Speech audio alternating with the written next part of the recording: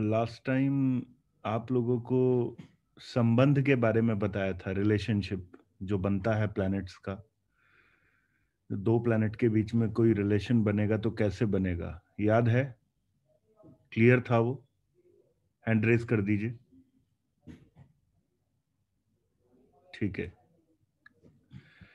तो संबंध आप लोगों को क्लियर है। तो आप में से जितने भी लोग डिग्री को ले रहे हैं कि अगर हम आगे जैसे जो कंजंक्शन पढ़ने वाले हैं और डिटेल में जाएंगे उसके, तो उस कंजंक्शन को लेकर दो चीजें ध्यान रखनी है। पहला ये कि जिस कंजंक्शन को आप पढ़ रहे हैं उसके अंदर डिग्री का बहुत महत्व है। लाइक कम डिग्री का प्लैनेट कौन है, ज्यादा डिग्री का प्लैनेट कौन है। बट यहां पर जो कंजंक्शन हम स्टडी करेंगे, यहां पर जो रिलेशनशिप हम स्टडी करेंगे, वो नाड़ी ज्योतिष के रिलेशनशिप से बिल्कुल डिफरेंट है, याद रखिएगा। उसको मतलब मिक्स मत कर दीजिएगा, ना वो इधर का रहेगा ना उधर का रहेगा। ठीक है?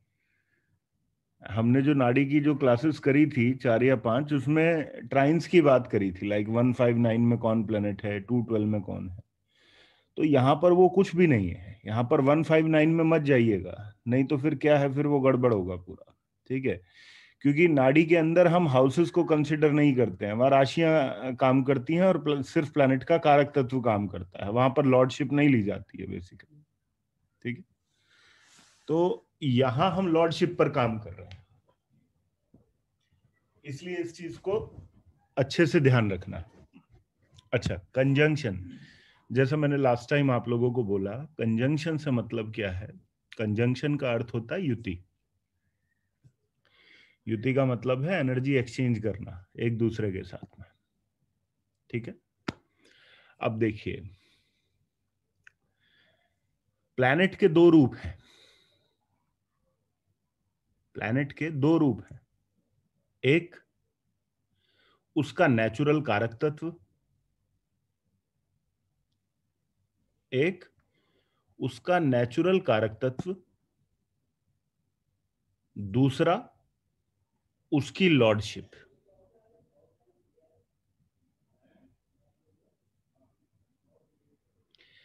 अब ये दोनों चीजें मैंने आप लोगों को क्यों बताई हैं, इसको लेकर मैं कुछ क्वेश्चन करूंगा। आप लोग रिप्लाई कर सकते हैं या सिर्फ अपना नोट देकर बता सकते हैं कि ये चीज क्लियर है। सूर्य हर व्यक्ति के लिए पिता का कारक है कि नहीं? कोई भी व्यक्ति हो इस दुनिया में, कोई भी व्यक्ति हो, मैं आपका चार्ट देखूं, किसी और का देखूं, किसी भी व्यक्ति का चार्ट उठा लूं, तो सूर्य सबके लिए पिता का कारक रहेगा। ये चीज क्लियर है? ये क्या हो गया? ये नैसर्गिक कारक तत्व हो गया। ये सिग्निफिकेशन है सूर्य की, जो किसी के लिए नहीं बदलेगी, इस दुनिया के किसी व्यक्ति के लिए नहीं बदलेगी। वो स्थिर है, वो स्थिर है, वो फिक्स्ड है। दूसरा, दूसरी बात आती है लॉर्डशिप की। अब लॉर्डशिप चीजों को बदल देती है। कैसे? जैसे कोई मेष लगन का व्यक्ति है, तो मेष लगन के व्यक्ति की कुंडली में सूर्य किस भाव के रिजल्ट्स को कैरी करेगा? 5वें भाव के रिजल्ट्स को। राइट? बच्चों को, इंटेलिजेंस को, बुद्धि को, रोमांस को, स्पोर्ट्स को, क्रिएटिविटी को, आर्टिस्टिक टैलेंट को। राइट? तो 5वें घर की चीजें हो गई। अब यदि आप मेष लगन के व्यक्ति ना होकर वृषभ लगन के व्यक्ति हैं, तो वृषभ लगन के अकॉर्डिंग सूर्य जो है वो कौन कौन सी चीजें कैरी कर जाएगा? घर, माता, ठीक है, लग्जरी। अरे 6 नंबर यार, मैं वृषभ लगन की बात कर रहा हूं तो मैं सूर्य की, आप लोग 6 कहां से लिख रहे हैं यार?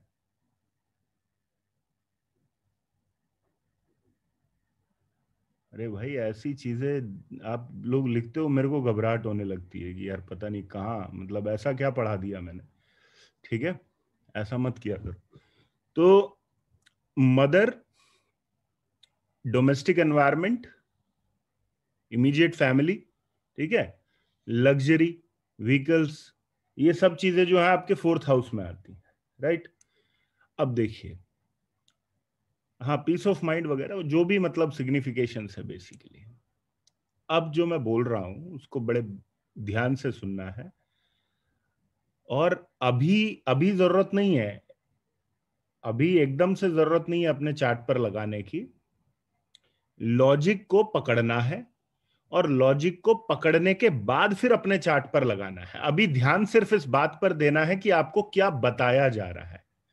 अभी अभी 10-15 मिनट के लिए एटलीस्ट अपने चार्ट से बाहर आ जाइएगा, भूल जाइएगा कि हमें कोई कुंडली मिली है।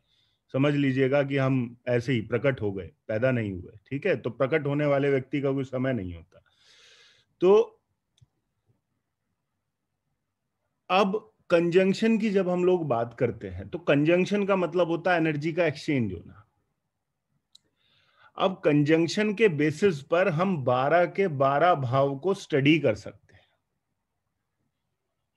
टोटल 12 भाव है ना, तो 12 के 12 भावों को स्टडी किया जा सकता कंजंक्शन के बेसिस पर।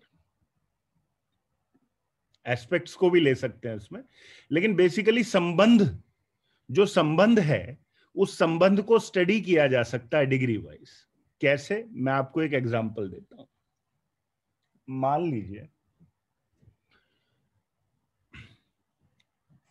लीजिए आप मेष लगन के व्यक्ति हैं, ठीक है। आप मेष लगन के व्यक्ति हैं, तो आपके फर्स्ट हाउस को रूल करने वाला प्लैनेट कौन है? मंगल है, ठीक है। यहां तक क्लियर है? अच्छा, अब मंगल मान लीजिए 10 डिग्री पर है आपका, मंगल आपका 10 डिग्री पर है। 9 डिग्री पर जुपिटर है, उसी साइन के अंदर है, उसी राशि के अंदर है जिस राशि में आपका मंगल है।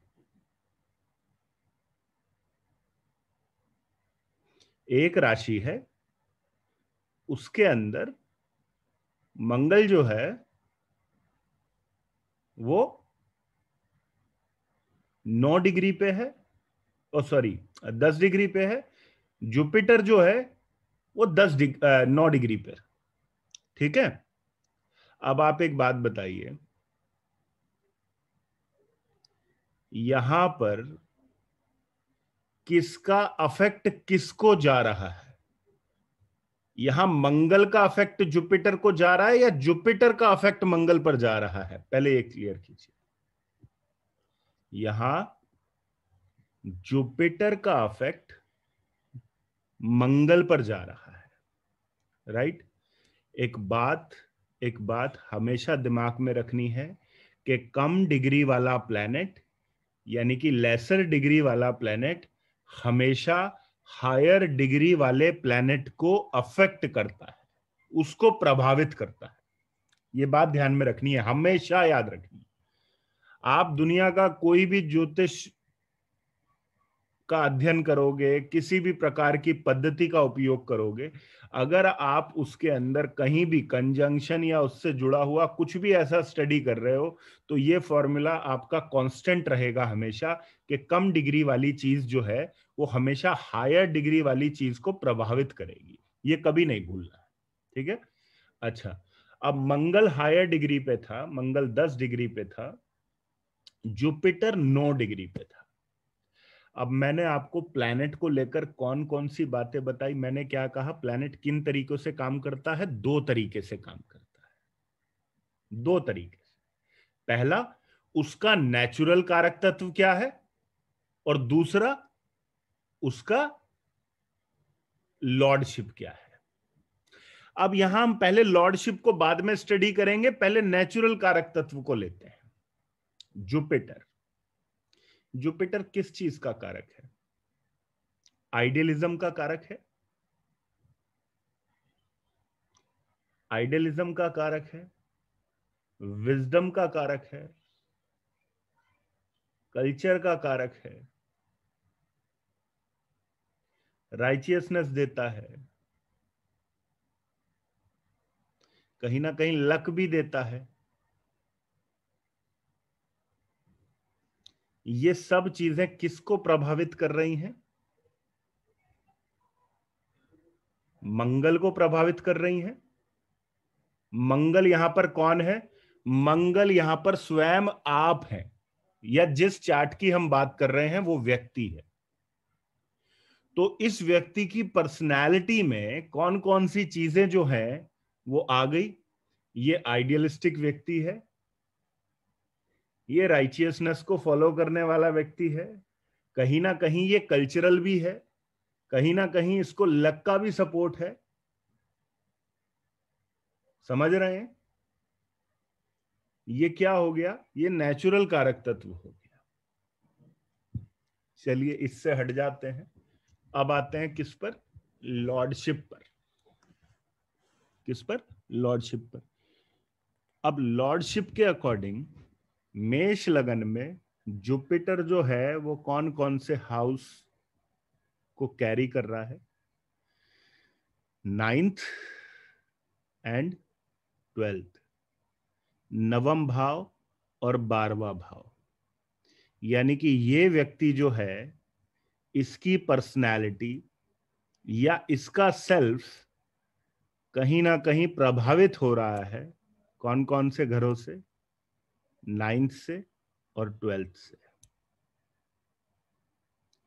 अरे यार, तुम्हारे पिताजी तुम्हें बहुत डोमिनेट करते हैं क्या? या तुम्हारी लाइफ में उनका बहुत रोल रहा है क्या? तुम मेडिटेट करते हो क्या? या तुम्हारे एक्सपेंडिचर्स बहुत ज्यादा हैं क्या? ये सब चीजें हम कहां से पकड़ रहे हैं?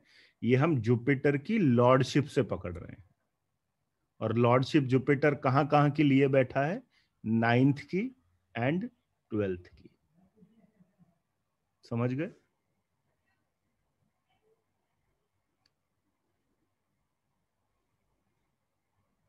चलो एग्जाम्पल पर चलते हैं।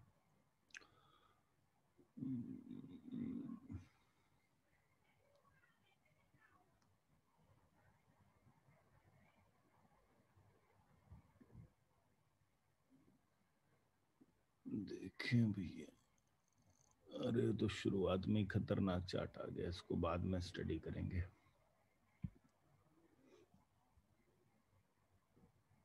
इसको स्टडी करना भी ठीक नहीं।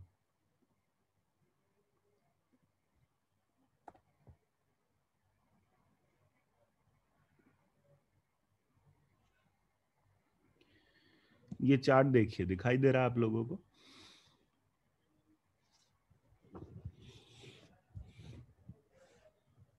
हाँ जी बताइए, चार्ट दिख रहा है कि नहीं? फर्स्ट हाउस लॉर्ड बोलिए कौन है?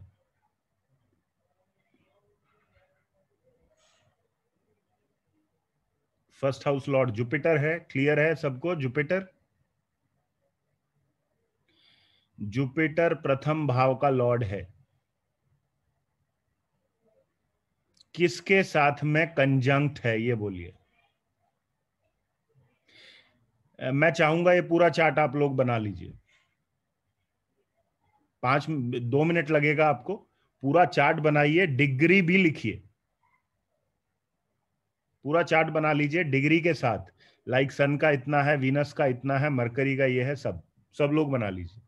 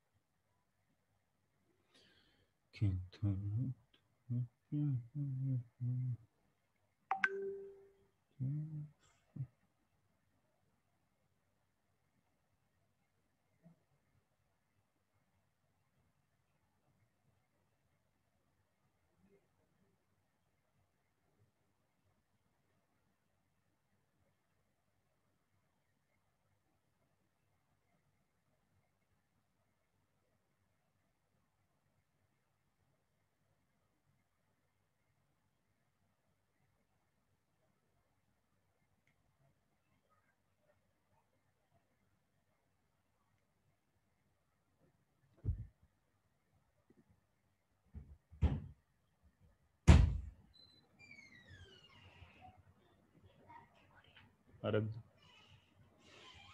बंद कर दे इसको। बन गया। 2 मिनट और ले लीजिए, बना लीजिए इसको ढंग से एक बार। आज हम इसी को स्टडी करेंगे।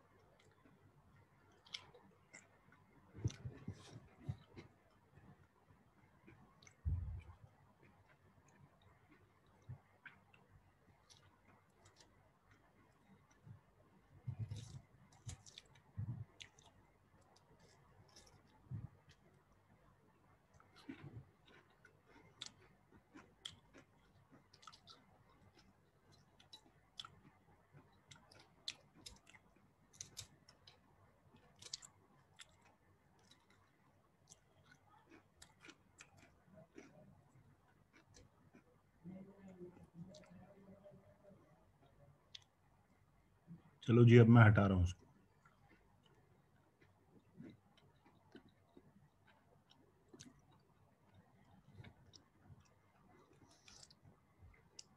यहां फर्स्ट हाउस का लॉर्ड किसके साथ में कंजंक्ट है?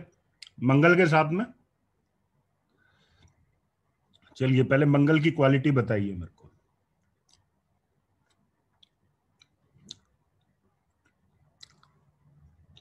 Aggression, action, conflict.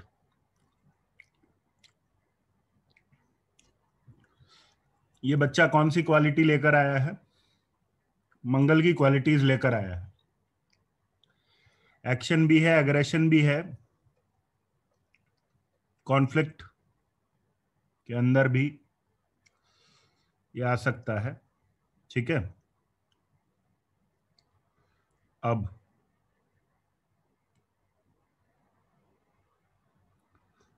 लॉर्डशिप कहां कहां की लिए हुए है?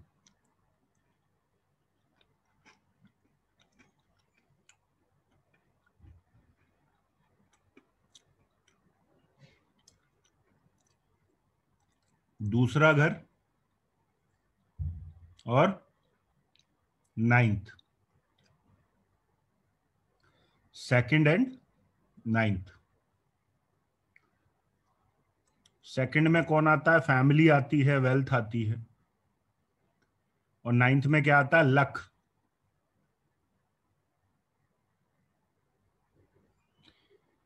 क्या ये बच्चा धन और भाग्य अपने साथ में लेकर आया है? यस। आप कोई भी कुंडली उठाइए, उसमें देखिए जहां पर फर्स्ट लॉर्ड के ठीक पीछे इस तरीके का कॉम्बिनेशन होगा, जहां पे सेकंड हाउस भी होगा, नाइन्थ हाउस भी होगा, ऐसा बच्चा जब जन्म लेगा तो वहां प्रोस्पैरिटी आएगी, वहां एक्सपेंशन होगा, वहां धन आएगा।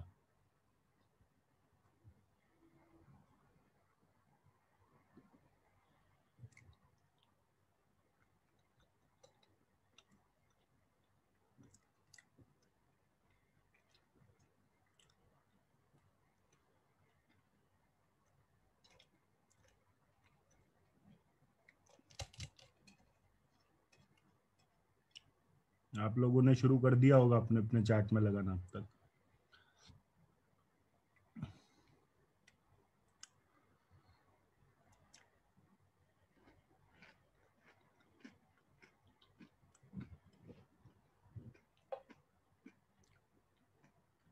ठीक है। अच्छा, आप मेरे को एक बात बताइए,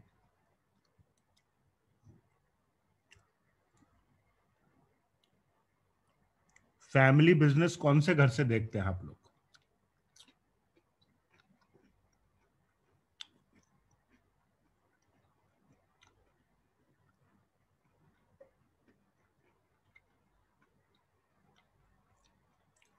और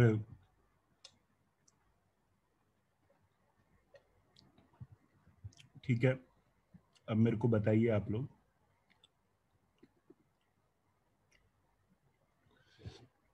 वैसे चार्ट आपने बना भी रखा है, यहां 10th लॉर्ड कौन है और 10th लॉर्ड के पीछे, ठीक पीछे कौन सा प्लेनेट, बताइए।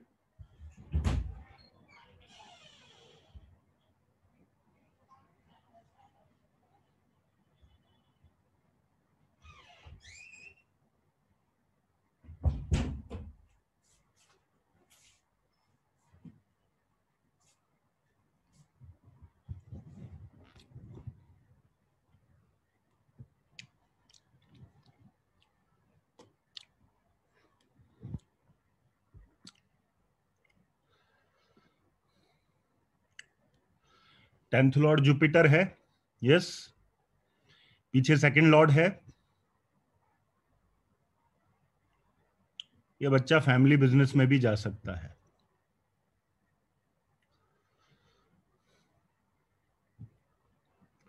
और 10th लॉर्ड को बैकिंग किसकी है? सेकंड लॉर्ड की है। दूसरा घर धन का होता है। ये जो कार्य भी करेगा, ये जो मर्जी कार्य करेगा, उसमें इसको धन की प्राप्ति होगी, बिकॉज 10th लॉर्ड को पीछे से कौन अफेक्ट कर रहा है? सेकंड लॉर्ड कर रहा है।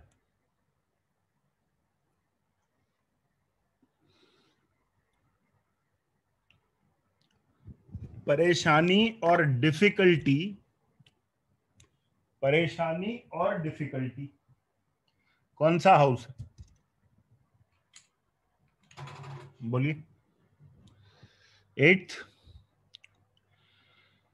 अगर किसी के 10th लॉर्ड के ठीक पीछे 8th लॉर्ड है,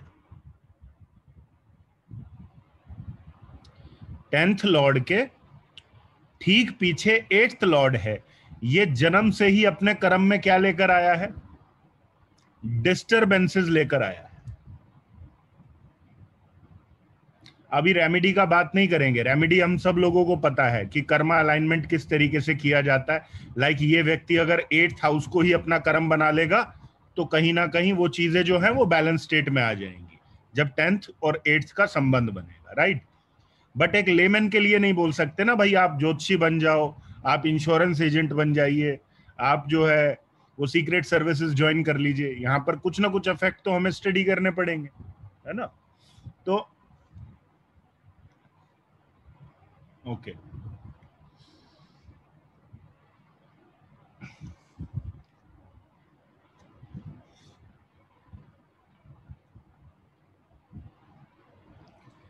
अब देखिए, लिखने का जरूरत नहीं है, वीडियो मिलेगा, आराम से लिखिएगा, भरपूर टाइम रहेगा, समझिए।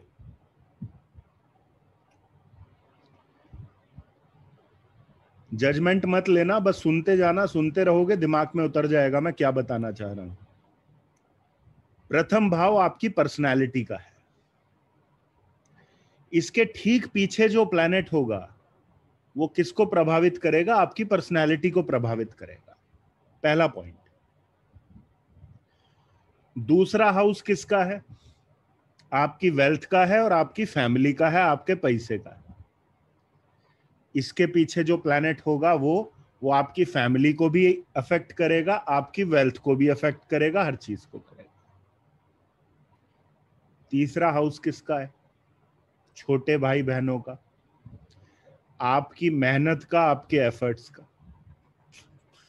उनको कौन प्रभावित करेगा? जो उसके पीछे प्लैनेट होगा। फिर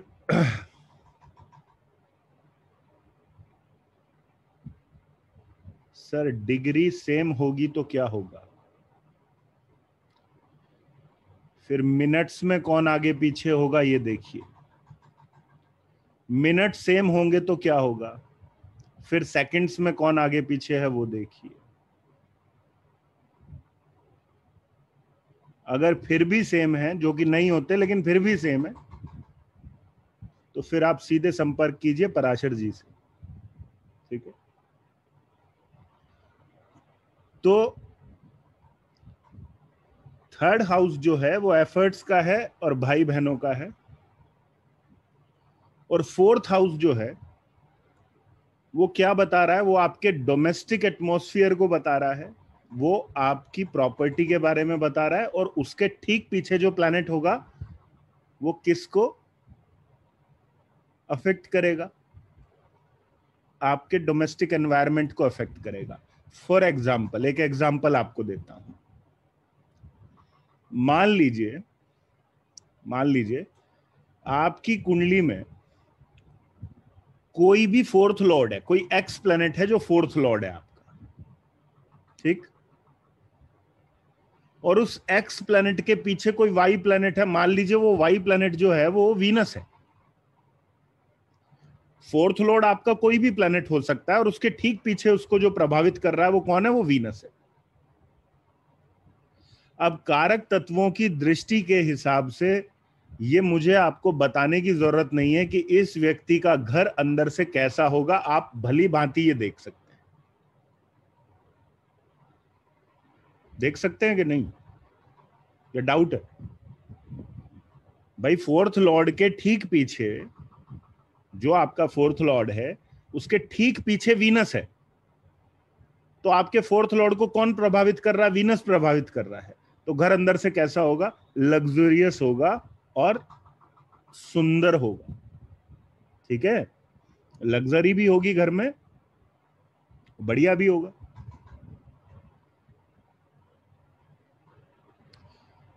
मान लीजिए आपका जो फोर्थ लॉर्ड है उसके ठीक पीछे चंद्रमा है,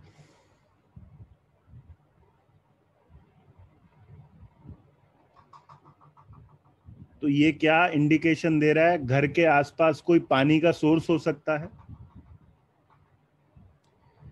इनफैक्ट घर के अंदर पानी की प्रेजेंस बहुत ज्यादा हो सकती है।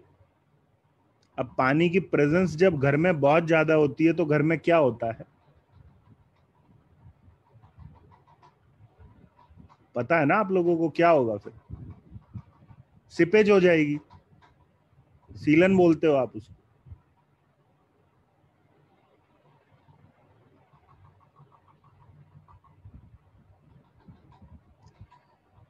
इस तरीके से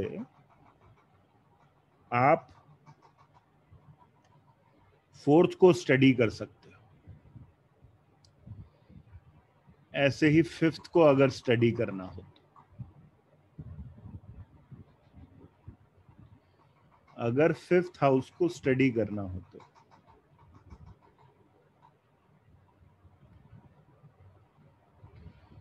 तो आपके बच्चों का बिहेवियर, आप कौन से सब्जेक्ट्स को स्टडी कर सकते हो,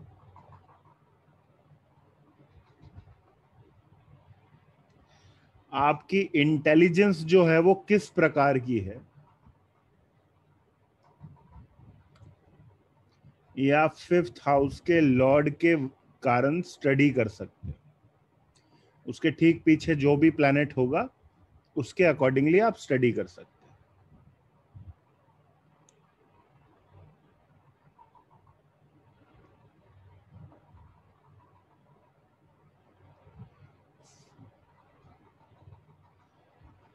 सिक्स्थ हाउस, छठे भाव का लॉर्ड, छठे भाव के लॉर्ड के ठीक पीछे जो प्लैनेट होगा,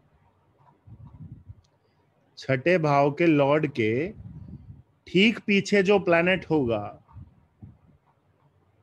वो क्या बता रहा है?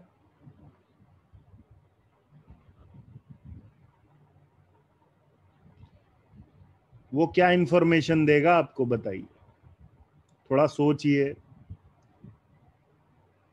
अपने 5th हाउस का प्रयोग कीजिए।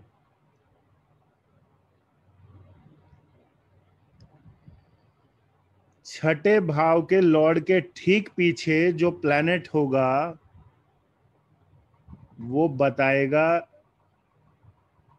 कि आपका डेली रूटीन किससे प्रभावित है, आपको जो डिजीज होंगी वो किस प्रकार की हो सकती हैं, अगर आपको कर्ज चाहिए या आप डेट में हो, या तो आप डेट में हो या आपको लोन चाहिए, तो वो किस कारण से आपके ऊपर है, ये सब चीजों की इंफॉर्मेशन आपको देगा।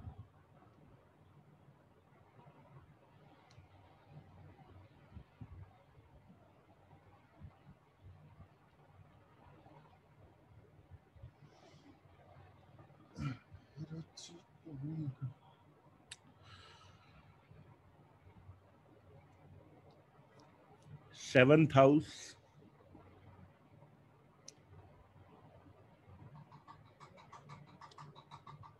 कोई प्लेनेट पीछे ना हो तो प्लेनेट आगे तो भागना ही भागना है। तो जो आगे प्लेनेट है उसको बाद में स्टडी करेंगे, जो पीछे है पहले उसको देख रहे हैं।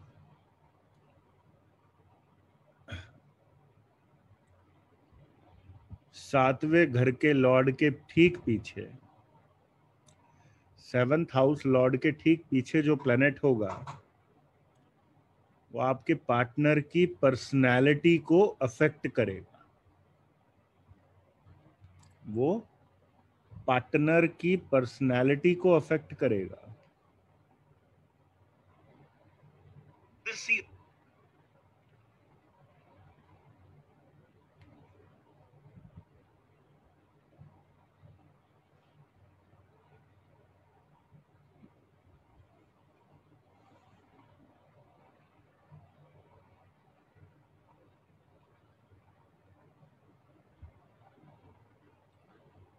8वें घर के लॉर्ड के ठीक पीछे,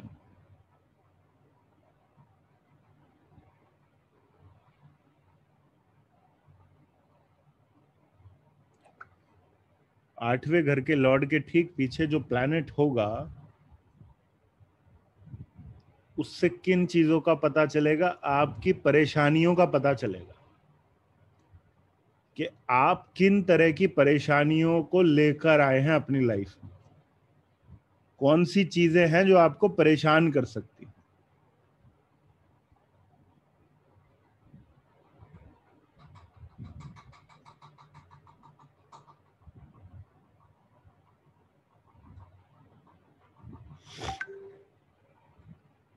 आप सब लोगों ने कुंडली बना रखी है। 8वें घर का लॉर्ड बताइए, जो कुंडली मैंने आप लोगों से बनवाई है वो कुंडली बोलिए।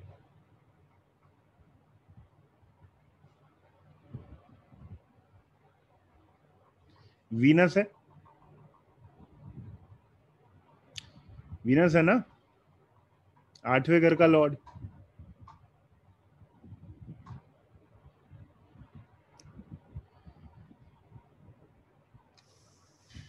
वीनस के ठीक पीछे कौन है?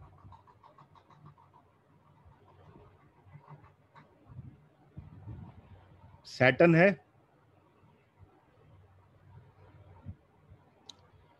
सैटर्न के पास लॉर्डशिप कहां कहां की है बताइए।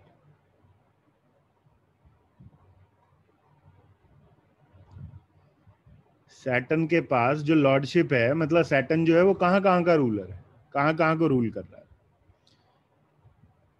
11वें घर को, और 11वें घर को और 12वें घर को। आप लोगों ने अपनी कुंडली ऐसे ही स्टडी करनी है, और नेक्स्ट क्लास में मैं रैंडमली आप लोगों को अनम्यूट कर करके पूछूंगा कि आपने अपनी कुंडली को कैसे स्टडी किया और उससे क्या मेकआउट किया, और क्या आपने निष्कर्ष निकाला कि भाई हमारे जीवन में ये घटनाएं हो रही हैं इस कारण से हो रही हैं। इस व्यक्ति को आप खर्चे को लेकर क्या एडवाइस करेंगे?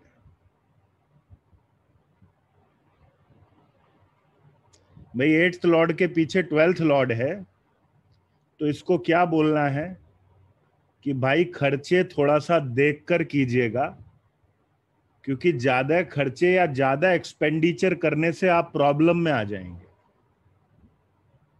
और सिर्फ खर्चों को लेकर ही सलाह नहीं देंगे, और किस चीज को लेकर देंगे? जहां आप इन्वेस्टमेंट करेंगे उनको लेकर भी आपको सतर्क रहना है। यस और नो? पहला पहला पॉइंट। दूसरा पॉइंट, मित्रों को आप कौन से भाव से देखते हैं? फ्रेंड्स, 11वां घर। क्या करेंगे यहां पर फ्रेंड्स? इसको परेशानी में डालेंगे। आपकी कुंडली में यदि 8th लॉर्ड के ठीक पीछे 11th लॉर्ड है,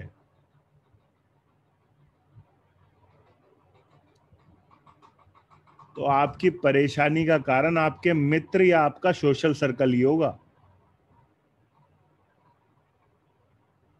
समझ गए?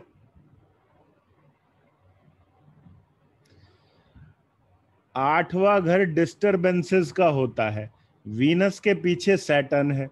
सैटर्न के पास कौन कौन सी लॉर्डशिप है? 11वें की लॉर्डशिप, 12वें की लॉर्डशिप। इसका मतलब इस व्यक्ति को इसके यार दोस्त और इसके खर्च करने की आदत, ये दोनों हमेशा परेशानी में डाल सकती है। इसको चाहिए कि ये इन दोनों चीजों को थोड़ा सा देखकर इन पर काम करें।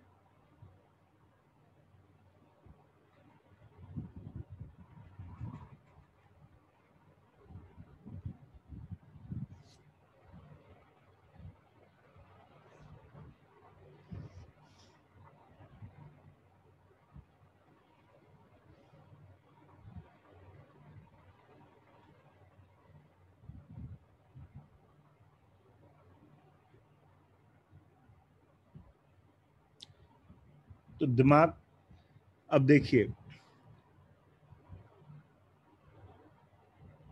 कोई भी प्लैनेट जिसको आप स्टडी कर रहे हो वो कहीं ना कहीं का लॉर्ड बना हुआ है। अब यहां पर इस कुंडली में छठे घर का लॉर्ड देखिए कौन सा प्लैनेट है?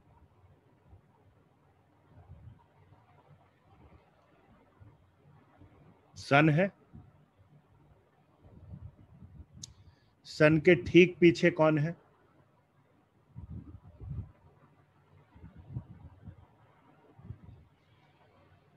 गला वीनस है। थ्रोट, स्किन जो है वो वीनस है।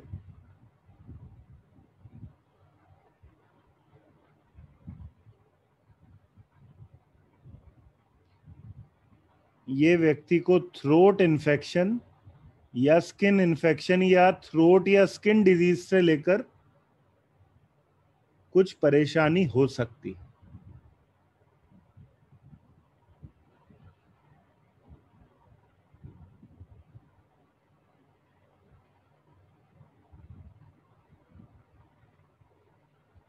ठीक है जी।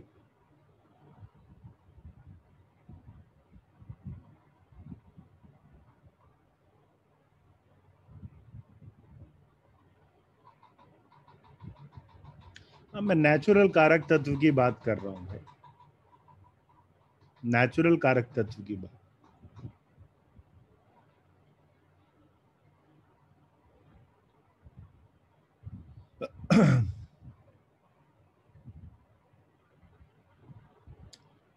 अभी तक आप लोगों को कंजंक्शन का फंडा समझ में आ रहा है?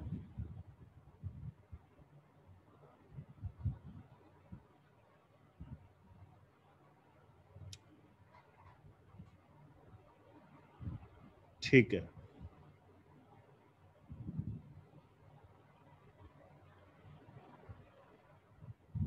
अब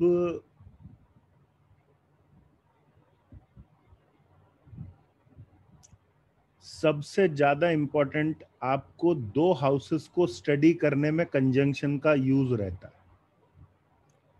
वैसे तो हर हाउस इंपॉर्टेंट है भाई, छठा भी इंपॉर्टेंट है, 8वां भी इंपॉर्टेंट है, 12वां भी इंपॉर्टेंट है। इनफैक्ट कहीं ना कहीं पूरी जिंदगी आदमी की 8-12 को ही बैलेंस करने में निकल जाती है, यही 2 घर भगाते रहते हैं आगे पीछे। लेकिन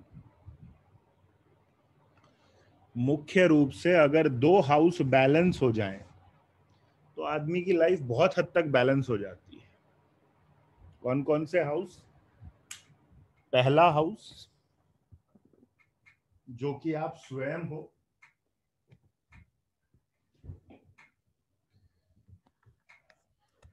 और दूसरा हाउस कौन सा है?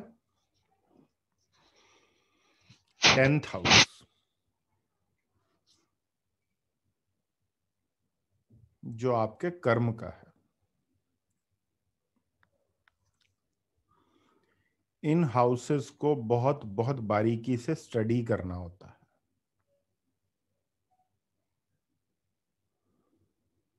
इनका जो हाउस लॉर्ड होता है, जो कोई भी इनका हाउस लॉर्ड होता है, आप सब लोगों को अपने अपने लगन मालूम है, आप किस लग्न में जन्मे हैं। आप सब लोगों को अपने पहले भाव का स्वामी कौन है उसका मालूम है। आपको अपने 10th हाउस का लॉर्ड कौन है उसका मालूम है। आपको ये भी पता है मेरे प्रथम भाव के स्वामी के साथ में किसका रिलेशन है, यानी कि संबंध है। और आपको ये भी पता है मेरे 10th हाउस के लॉर्ड के साथ में किसका संबंध है। आपको क्या करना है? आपको अपना फर्स्ट लॉर्ड या 10th लॉर्ड देखना है। अरे रुक जाइए भैया, राहु केतु से बाहर आ जाइए अभी 5 मिनट के लिए, उसके बाद मैं बता दूंगा राहु केतु। अभी छोड़ दीजिए राहु केतु को। वैसे भी ये प्लैनेट्स का जब बीच में डिस्कशन आ जाता है तो इनकी कारक तत्व अपने आप घुस जाते हैं, इसलिए मैं हमेशा अवॉइड करता हूं जब भी कोई राहु की या केतु की ऐसी कोई क्वेरी आती है। तो एक बार ये घुस गए तो सारा डिस्कशन या सारी चीजें जो है वो हेवायर हो जाती हैं। ठीक है, तो फर्स्ट लॉर्ड और 10th लॉर्ड जो है उसके ठीक पीछे जो है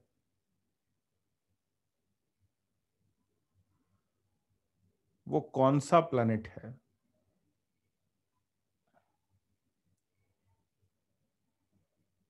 वो बहुत इंपॉर्टेंट है।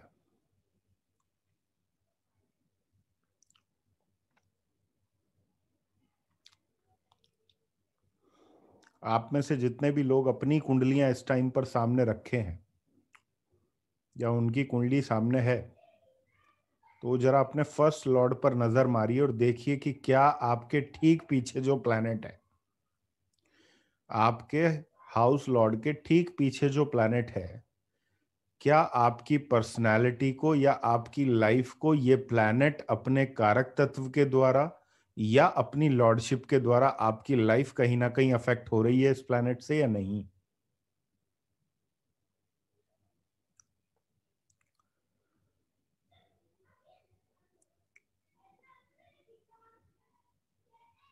चलो इतने सारे यस आ गए, एक आध नो तो चला लेंगे फिर हम लोग, कोई दिक्कत नहीं। एक दो नो को तो हम बोल देंगे ठीक ठीक लगा लो यार, कोई फर्क नहीं पड़ता। ठीक है, पीछे नहीं है कोई बात नहीं है, पीछे नहीं होगा तो आगे होगा। तो जो प्लैनेट आगे होगा उसके बारे में भी स्टडी करेंगे, लेकिन जो पहले पीछे उसको तो स्टडी कर लें। भैया जो पीछे होता है उस पर नजर ज्यादा रखनी पड़ती है, क्यों? आगे वाले को तो हम देख रहे हैं, लेकिन पीछे वाला किसे देख रहा है? हमें देख रहा है, हम उसे नहीं देख रहे। समझ रहे हैं बात को? मैं हमेशा बोलता हूं एस्ट्रोलॉजी को एस्ट्रोलॉजी के तरीके से कम और थोड़ा ना एक जो नॉर्मल लाइफ एग्जांपल्स हैं उनसे कनेक्ट करके सोचोगे या देखोगे तो चीजें अपने आप क्लियर हो जाएंगी। अरे भाई बीच में आप चल रहे हो, पीछे आपके कोई चल रहा है, आपके आगे कोई चल रहा है। आप पर जो सबसे ज्यादा कंट्रोल है वो पीछे वाले का है। चुम्बन प्रसाद तिवारी जी, आप कह रहे हैं अकेले हो तो क्या होगा, फिर आप म्यूजिक ऑन कीजिए, वो गाना सुनिए, अकेले हैं तो क्या गम है। ठीक है, हर चीज का सोल्यूशन है। यहां अगर आप अकेले हो प्लानिटरी रूप में, तो उसका जो सोल्यूशन है वो सॉन्ग है। ठीक है,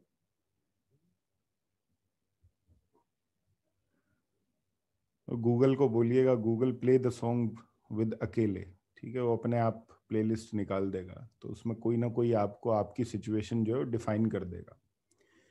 तो क्या है कि जो प्लैनेट पीछे है उसने पर्सनैलिटी डिफाइन कर दी, कब, जब वो फर्स्ट लॉर्ड के पीछे है। अच्छा, एक चीज आपने फर्स्ट लॉर्ड पर कंफर्म की, अब अपने 10th लॉर्ड पर चले जाइए, जो आपके दशम भाव का स्वामी है, उस पर चले जाइए और ये देखिए कि क्या ये जो आपके दशम भाव का स्वामी है, इसका संबंध अगर पीछे से किसी भी प्लैनेट से हो रहा है, तो क्या उसके कारक तत्व या उसकी लॉर्डशिप आपको प्रोफेशन में कहीं ना कहीं अफेक्ट कर रही है या पिक्चर में आ रही है, तो आपको उसका भी आइडिया होगा।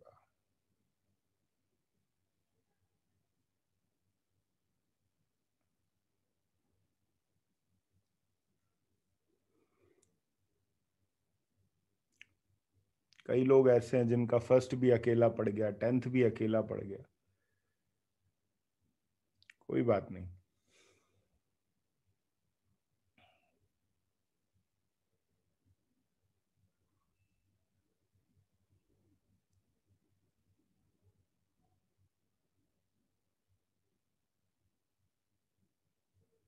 अब आपको दो दो गाने सुनने पड़ेंगे, एक फर्स्ट के लिए, एक 10th के लिए।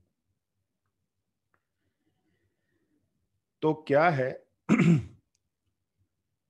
10th लॉर्ड के जो पीछे है, वो किसको अफेक्ट कर रहा है, वो करियर को अफेक्ट कर रहा है।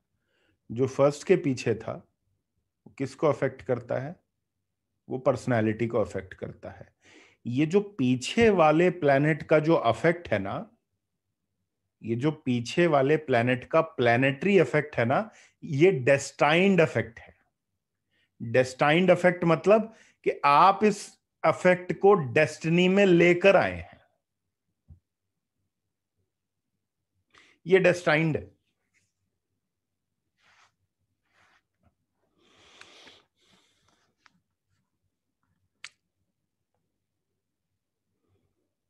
कैसे डेस्टाइंड है? मान लीजिए आपके 4th लॉर्ड के, अरे यार भाई, आप लोगों से रिक्वेस्ट है, अभी बीच में मेरे 4 प्लेनेट हैं, 5 प्लेनेट हैं, 6 प्लेनेट हैं, पहले एक प्लेनेट को तो स्टडी कर लीजिए। अगर मैं एक प्लेनेट को लेकर क्वेश्चन करूंगा, आप लोग आंसर नहीं कर पाएंगे, मैं लिटरली बोल रहा हूं, मैं ऐसा क्वेश्चन करूंगा आप आंसर नहीं कर पाएंगे उसका। इसलिए बेटर है एक बार पहले एक प्लेनेट का तो समझ लीजिए कि पीछे और आगे से वो कैसे अफेक्ट हो रहा है, आगे क्यों पहुंचते हैं आप लोग। संयम रखिए। देखिए, हमने 4th हाउस से घर देखा था, ठीक है, 4th house Lord, 4th house Lord जो है वो घर बता रहा है। 4th हाउस लॉर्ड के पीछे, 4th हाउस लॉर्ड के बैक में मान लीजिए राहु का कंजंक्शन आ गया, ठीक है। जैसे मान लीजिए राहु की डिग्री 10 डिग्री हो गई और 4th लॉर्ड की डिग्री हो गई 11 डिग्री, तो आपका घर जो है जिसमें आप निवास करेंगे, नीता विक्रम जी आप बोल रहे हैं बिग हाउस, चलिए आपकी ये प्रिडिक्शन तो ठीक है कि हाउस बिग होगा, लेकिन अभी जो मैं नेक्स्ट पॉइंट बोलूंगा ना, वो ये बिग हाउस के सपने को एकदम से इधर उधर कर देगा। क्यों? क्योंकि जिस कुंडली में 4th लॉर्ड के ठीक पीछे राहु होगा, उस घर के अंदर किसी प्रेत आत्मा का वास हो सकता है। श्योर शॉट बोल रहा हूं ये चीज। हम केपी में इसको कैसे स्टडी करते हैं कि फोर्थ कस्पल सबलॉर्ड यदि राहु हो जाए तो उस घर के अंदर प्रेतात्मा का वास होता है। अब यहाँ पे प्रेत आत्मा का मतलब ये नहीं है वो सफेद साड़ी होगी, वो फला फला उस तरीके का डिजाइन होगा, कॉस्ट्यूम होगा। बेसिकली जिसको आप नेगेटिव एनर्जी डिफाइन करते हैं कि आपको एक नेगेटिविटी जो है वो अपने घर में फील हो। देखिए मैं आपको एक बड़ा छोटा सा एग्जांपल देता हूं, आप लोगों को थोड़ा समझ में आएगा टेक्निकली प्रैक्टिकली मैं क्या बताना चाह रहा हूं। ये जो फोर्थ लॉर्ड के ठीक पीछे जब राहु जैसा प्लेनेट आ जाता है तो वो कहीं ना कहीं अपने कारक तत्वों को उस चीज में घुसा देता है। ठीक है, वहां उसने डाल दिया कारक तत्व को फोर्थ में। अब उस एरिया में नेगेटिविटी का वास हो गया, नेगेटिविटी आ गई। अब आपको नेगेटिविटी का कैसे समझ में आएगा? नेगेटिविटी का एक बहुत सिंपल सा एग्जांपल है। स्पेशली जो बच्चे होते हैं ना, बच्चे, जिस जगह पर नेगेटिविटी होगी सबसे पहले उस जगह पर बच्चा डिस्टर्ब हो जाएगा। आपको बहुत लोग ऐसे दिखाई देंगे जो बोलेंगे अरे यार समझ नहीं आता, हमारा बच्चा तो क्यों परेशान सा रहता है, ना रात को ढंग से सोता, ना अच्छे से रहता, मतलब घर में डिस्टर्ब रहता है। और जैसे ही आप उस बच्चे को बाहर लेकर जाएंगे घर से, आपको लगेगा जैसे इस बच्चे के सारे दुख दर्द मिट गए। अब पेरेंट्स क्या बोलते हैं, अरे कुछ नहीं, इसके सब ड्रामे हैं, इसको बाहर जाना होता है, ये करना होता है, खेलना होता है, इसलिए ऐसे करता है। हम क्या है, हम जो बड़े लोग हैं हम लोग अपने अजम्पशंस पर काम करते हैं। हमारा अजम्पशन बन जाता है कि हाँ भाई ठीक है ये ऐसा कर रहा है ना तो इसलिए ऐसा कर रहा होगा। अगर कोई जगह बैलेंस्ड है, ध्यान दीजिएगा इसको, अगर कोई जगह बैलेंस्ड है तो उस जगह में आप आराम से शांति से अपने आप बैठ जाओगे, आपको इतना समय बैठे बैठे हो जाएगा आपको पता ही नहीं चलेगा। ठीक है, अगर राहु ही फोर्थ लॉर्ड है इज द सेम, ऐसे नहीं बोल सकते राहु फोर्थ लॉर्ड है, खाली इसको नहीं बोल सकते ऐसे। ऐसे तो फिर हर स्कॉर्पियो लगने वाले के घर के अंदर मतलब कोई ना कोई मिलेगा या मिलेगी, ऐसा नहीं है भाई, ऐसा नहीं है। बट ये जरूर है कि अगर फोर्थ लॉर्ड के ठीक पीछे राहु है तो ये चीज आएगी। अच्छा, केतु किस चीज का कारक होता है? केतु को हम कट का कारक बोलते हैं। केतु कट होता है, कट कर देता है ना, आपने देखा होगा जैसे राहु केतु है तो राहु में अपर जो पोर्शन है, तो केतु क्या होता है, केतु नीचे से कट हो जाता है, मतलब जो बिलो वेस्ट है वो केतु का पार्ट हो गया। ठीक है, अब क्या होगा, मान लीजिए फोर्थ लॉर्ड के ठीक पीछे केतु है तो ये घर के अंदर कट इफेक्ट दे देता है। कट इफेक्ट क्या होता है, जैसे घर का कोई पोर्शन ऐसा हो सकता है कि जो थोड़ा इररेगुलर हो, घर इररेगुलर शेप में हो, या घर पूरी तरीके से ना बना हुआ हो, घर के किसी पोर्शन में मतलब जो प्रॉपर जो रूफ होता है, सीलिंग होती है वो ना करके मतलब सिंपली एक वो डाल दी हो, उस पे शेड वगैरह डाल दिया हो, तो कुछ इस तरीके के इफेक्ट आपको देखने को मिलेंगे। अब ये सब चीजें क्या है जो मैं ये बता रहा हूं, देखिए दो तरह की प्रिडिक्शंस होती है, दो तरह की प्रिडिक्शन होती है। एक होती है प्रिडिक्शन जो कि आपकी काम करेगी ही करेगी। क्यों? क्योंकि जो प्रिडिक्शन आप दे रहे हो वो सामने वाला जो है वो उस अफेक्ट के लिए डेस्टाइंड है। समझ रहे हैं आप? वो उस अफेक्ट के लिए डेस्टाइंड है। एक तो ये प्रिडिक्शन हो गई, और एक प्रिडिक्शन कौन सी हो गई कि सामने वाला उस चीज के लिए फ्री विल रखे हुए। आपकी प्रिडिक्शन कहां गड़बड़ाती है? आपकी प्रिडिक्शन उस डोमेन में गड़बड़ाती है जहां फ्री विल को प्रिडिक्ट कर रहे हैं। आपकी प्रिडिक्शन कहां नहीं गड़बड़ाती? जहां पर आप डेस्टाइंड चीजों को बोलते हैं। समझ रहे हैं बात को? एक बात तो ऐसी है कि वो डेस्टाइंड है, आप उसको लेकर आए हैं, और एक को आप फ्री विल के रूप में एक्सपीरियंस कर रहे हैं। जैसे कि फर्स्ट लॉर्ड 6th हाउस में हो गया, आप कह रहे हो बीमार है, वो कह रहा है नहीं जी मैं तो फिजिकली बहुत फिट हूं, मैं तो डेली जॉगिंग पे जाता हूं, डेली रनिंग करता हूं, एक्सरसाइज करता हूं। वहां गड़बड़ आ गई चीजें, समझ रहे हैं आप? तो ये जो पीछे वाला प्लेनेट होता है, ये डेस्टाइन्ड अफेक्ट लेकर आता है। चेंजेस का कौन सा हाउस है? Which house represents change? 12वां। 8वां चेंज नहीं है भैया, 8वां ट्रांसफॉर्मेशन है, 8वां चेंज नहीं है, पहले भी बोला है। 8वां घर जो है that is transformation, but change की जब बात आती है, लॉस की बात आती है, 12वां घर है। अब 10th लॉर्ड के ठीक पीछे यदि 12th लॉर्ड है, आप बताइए आप में से कितने लोग हैं जिनका 10th लॉर्ड के पीछे 12th लॉर्ड है किसी का? 10th लॉर्ड के ठीक पीछे जो 12th लॉर्ड लेकर आए हैं। अच्छा, जितने भी लोग यहां लिख रहे हैं मेरा है या मेरे किसी परिचित का है, उनसे मैं एक ही चीज कहूंगा कि ये जो लोग हैं जो 10th लॉर्ड के ठीक पीछे 12th लॉर्ड लेकर आए हैं, या तो इनके प्रोफेशन में चेंजेस बहुत सारे होंगे, यानी कि अपने काम बदलेंगे या जॉब बदलेंगे। दूसरी प्रिडिक्शन क्या है कि या ये अपने घर से दूर, हो सकता है फॉरेन कंट्री के अंदर, वहां बैठकर काम करें। तीसरी प्रिडिक्शन क्या है कि ये लोग जो हैं ये अगर अपनी जगह पर हैं तो किसी फॉरेन कंपनी में या किसी एमएनसी के अंदर काम कर रहे होंगे।